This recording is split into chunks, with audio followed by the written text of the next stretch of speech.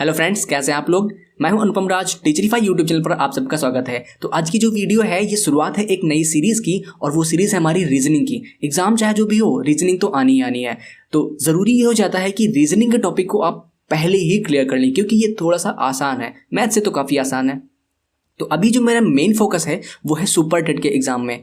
तो ये 5 नंबर की रीजनिंग इसमें आती है और बहुत ही हलवा किस्म की आती है, बहुत ही हल्के लेवल की, है ना। तो ये 5 नंबर की हो जाने दो भाई।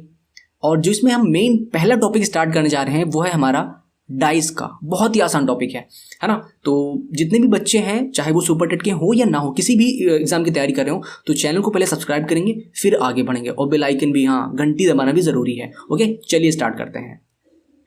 तो जब हम बात करते हैं डाइस या पासे की, तो ये कोई नई चीज़ नहीं है। ये वही चीज़ है जिसको हम लूडो में खेलते हैं। लूडो का पासा भी तो ऐसा ही होता है। हमारे लिए इंपॉर्टेंट ये है कि इस पर क्वेश्चन कैसे पूछे जाते हैं। देखिए, जब आप किसी डाइस को ऊपर उछालते हैं और जब वो नीचे गिरता है, जब इसको आप एक साइड से देखते हो, इसको जब आप एक साइड से देखते हो, मान लो इधर से देख रहे हैं, तो आपको केवल 3 ही फलक दिखाई देंगे। कौन कौन सा? एक तो सामने का, एक ऊपर का और एक हमारे एक साइड का। हमसे पूछता है कि इस 1 के विपरीत फलक पर कौन सा अंक आएगा, क्योंकि आपको केवल 3 ही दिख रहे हैं। जिसके 3 पीछे वाले हैं, 2 पीछे वाले और एक बॉटम वाला, वो तो आपको दिखेगा नहीं। सिंपल सी बात है। तो ये चीज़ हमसे पूछी जाती है। मान लो 2 के पीछे कौन है, यहाँ पे पूछ लेगा 4 के पीछे कौन सा है ना। इसके अलावा एक चीज़ पूछी जाती है कि देखो, आप सब जानते हो कि पासे में 6 वो फलक होते हैं, है ना। जब इसको आप एक छोटे बॉक्स की तरह अगर मान लो, इसको जब आप ओपन करोगे तो कुछ ऐसी आकृति बनेगी, ऐसी आकृति।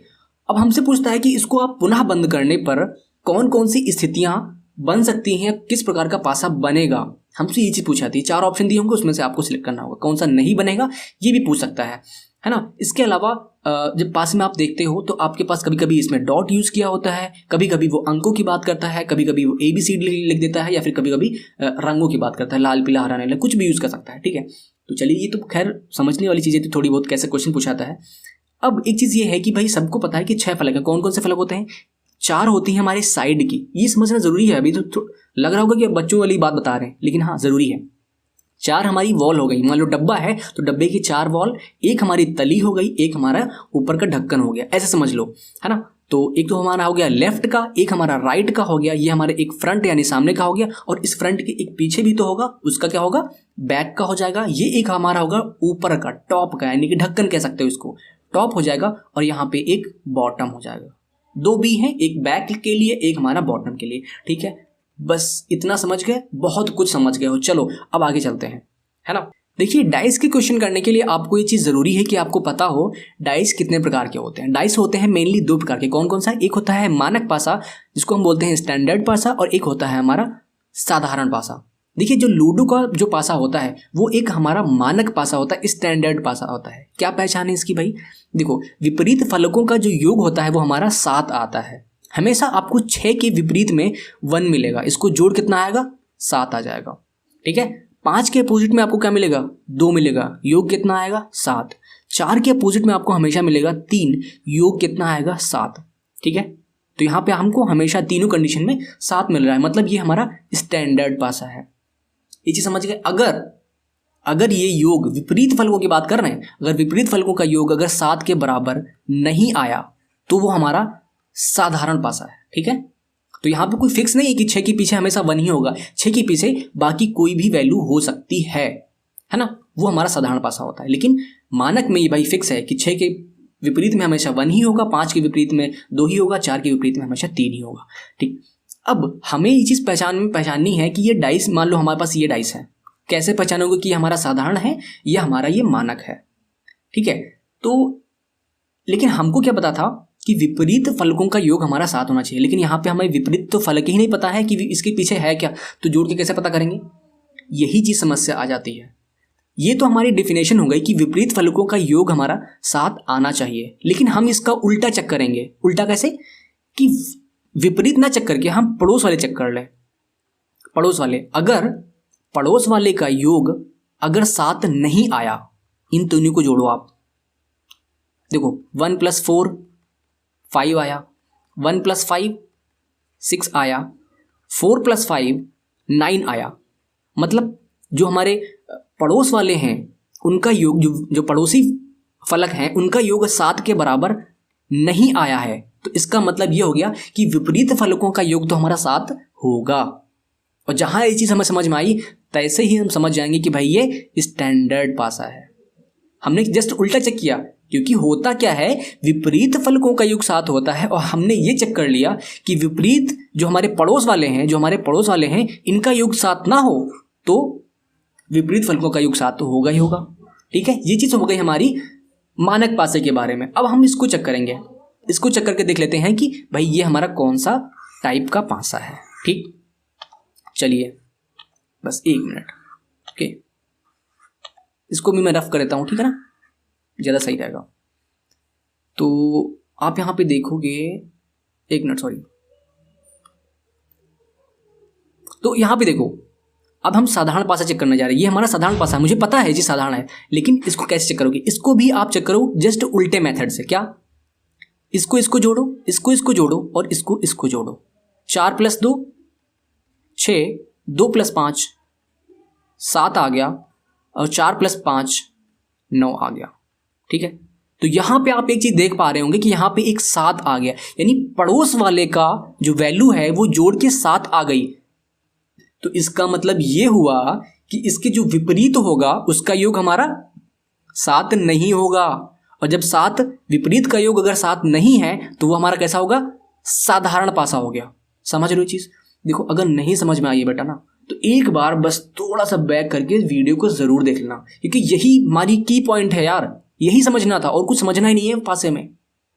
हलवा क्वेश्चन है 2-2 मिनट के, 1-1 मिनट के यार, 10 सेकंड के, सॉरी 10 सेकंड के क्वेश्चन है। ठीक, चलिए एक क्वेश्चन आपके लिए है। अब इसको चेक करना है कि ये हमारा मानक पासा है या साधारण पासा है।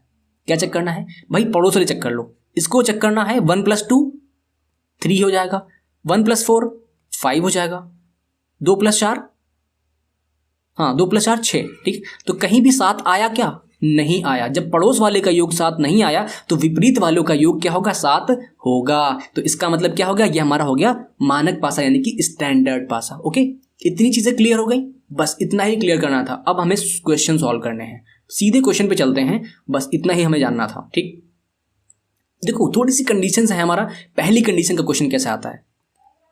क्वेश्चन पे पहली कंडीशन क्या है? केवल एक स्थिति दी गई है। तो यहां पे हमें एक स्थिति पता है कि यहां पे 1 है, 4 है और 5 है। आप यहां पे सामने देख रहे हैं। ठीक, तो 5 के विपरीत में कौन सा अंक होगा, हमें ये पता करना है। तो पहले हमको ये चेक करना पड़ेगा, जब सिंगल क्वेश्चन दिया हो, जब सिंगल एक ही स्थिति दी हो, तो हमें पता करना पड़ता है कि हमारा स्टैंडर्ड है या स्टैंडर्ड नहीं है। ठीक है, कैसे पता करोगे? तो इसको जोड़ो, 4 × 1 = 5, 5 × 1 = 6 और 5 × 4 = 9। तो कहीं भी 7 आया क्या? नहीं आया। अगर 7 नहीं आया है तो इसका मतलब क्या है कि ये हमारा क्या है? मानक पासा है। ठीक है, ये हमारा मानक पासा है, क्योंकि पड़ोस वालों का योग तो 7 नहीं आया, लेकिन विपरीत वालों का इसका मतलब है योग 7 होगा। ठीक है, अब हमको क्या लाना है? 5। देखिए यहाँ पे हमारे पास था 5 के विपरीत में क्या होगा? तो विपरीत में भाई 7 लाना था, तो विपरीत में क्या हो सकता है? केवल 2 ही हो सकता है, यानी 5 के विपरीत जो हमारा अंक होगा वो कौन सा होगा? 2 होगा। यही हमारा आंसर है। बस हो गया क्वेश्चन यार। ये तो मैं बताने में टाइम लगा लिया यार, 1 मिनट, वरना तो आप 10 सेकंड में करोगे, 5 सेकंड में करोगे। चलो अगला क्वेश्चन देखते हैं। अगला टाइप ऐसा ही कुछ करके है। ठीक है, थोड़ा सा अंतर है बस। अब यहाँ पे हमसे कह रहा है कि भाई 4 की विपरीत सतह पर कौन सा अंक होगा? 4 की विपरीत सतह पर, तो हमको भाई सिंगल अकेली स्थिति दी हुई है, तो हमको यहाँ पर भी चेक करना पड़ेगा। चेक करो भाई, 4 × 1 = 5, 6 × 1 = 7। तो यहाँ पे 7 आ गया। 7 आ जाने का मतलब क्या होता है भाई? अगर पड़ोस वाले का योग 7 आ गया तो यानी कि विपरीत का योग 7 नहीं है, और विपरीत का योग 7 नहीं है, तो ये हमारा पासा कैसा हो जाएगा? साधारण। ठीक है, साधारण पासा हो गया। अब ये चीज यहां पे समझने वाली है कि साधारण पासे में हम कह नहीं सकते कि पीछे कौन सी वैल्यू होगी। उसमें तो हमें पता था कि जोड़ के 7 लाना है, लेकिन यहां पे तो हमें नहीं पता। देखो एक चीज तो क्लियर है कि इस 4 के अपोजिट में 1 तो कभी भी नहीं होगा, क्योंकि 1 तो सामने आपको दिख रहा है। 6 भी नहीं होगा, तो बची कौन सी वैल्यू? तो आपके पास वैल्यू बची, हमारे पास 2 बचा, 3 बचा और बचा 5। ठीक है, तो यानी 4 की विपरीत में इन तीनों में से कोई भी वैल्यू हो सकती है, कोई भी वैल्यू हो सकती है। ठीक, कब की बात कर रहे हैं? साधारण पासे की। समझ में आ गया। तो कभी कभी ऑप्शन में इस प्रकार से क्वेश्चन दिए होते हैं 2 या 3 या 5, तो आपको ऐसे यानी कि दिया होता है 2/3/5, तो आप इसी पे टिक लगाओगे क्योंकि भाई तीनों में से कुछ भी हो सकता है ना। चलिए ये चीज़ हो गई। बहुत ही अलग क्वेश्चन था, इसमें कुछ करना ही नहीं था। जैसे आपको पता चले कि साधारण पासा है, ऑप्शन के अकॉर्डिंग आप ढूंढ के आंसर लगा दो, है ना। तो आपको हो सकता है कि कभी कभी 3 के बजाय 2 ही दिया हो, 2 या 3, तो इस पर भी आप टिक लगाओगे। जैसा क्वेश्चन हो, जैसा ऑप्शन हो वैसा आप लगाओगे। ठीक, अभी इसकी प्रैक्टिस करवाएंगे हम अगली वीडियो में, कोई दिक्कत नहीं है, परेशान मत होइए। अब आएंगे हम टाइप 2 पर। टाइप 2 क्या है? इसमें क्या है कि हमारी 2 स्थितियां दी होती हैं एक ही पासे को 2 बार उछाला गया, एक बार में ऐसी कंडीशन आई और एक बार में ऐसी कंडीशन आई, पासा एक ही है।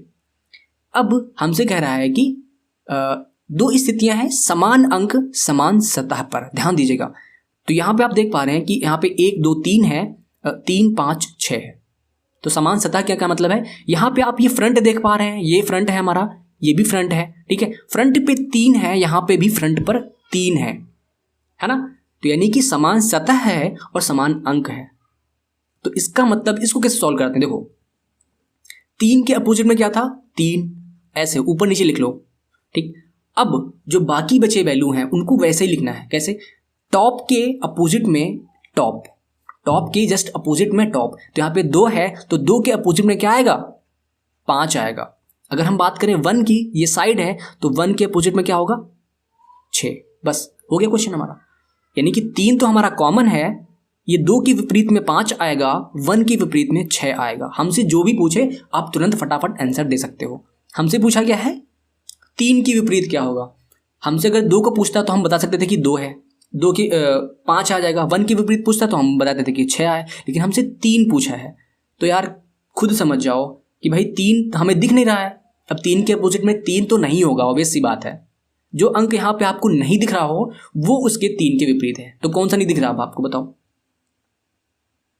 4 नहीं दिख रहा यहाँ पे, तो 3 के अपोजिट में कौन सा अंक होगा? 4। समझ गए? क्या करना था? ये चीज आप देख लो कि कौन सा एक कॉमन मिल रहा है, ठीक है। समान अंक मिल जाए और समान पोजीशन पर भी होना चाहिए, तब आप ऐसा कर सकते हो कि टॉप वाला टॉप के अपोजिट, साइड वाला साइड के अपोजिट। हो गया क्वेश्चन, है ना। ठीक है, अगली क्वेश्चन अगले स्लाइड पे चलते हैं। अगला टाइप देख लेते हैं। एक है टाइप 3 में क्या है? इसमें भी वैसा ही है, बस थोड़ा सा अंतर है। क्या अंतर है कि 2 स्थितियां यहां पर भी दी गई हैं लेकिन समान अंक है, ये भी चीज ठीक है, लेकिन सतहें अलग अलग हैं। सतह कौन कौन सी है आप देखोगे यहाँ पे 2 है, 2 हमारे फ्रंट पे है, यहाँ पर जो 2 है टॉप पे है। बाकी सब वैसा ही है, कोई खास दिक्कत नहीं है। यहाँ पे 4 है, 6 है, 3 है, 5 है, बाकी सब चीज़ें अलग अलग हैं। तो अब क्या करोगे इसको करने के लिए?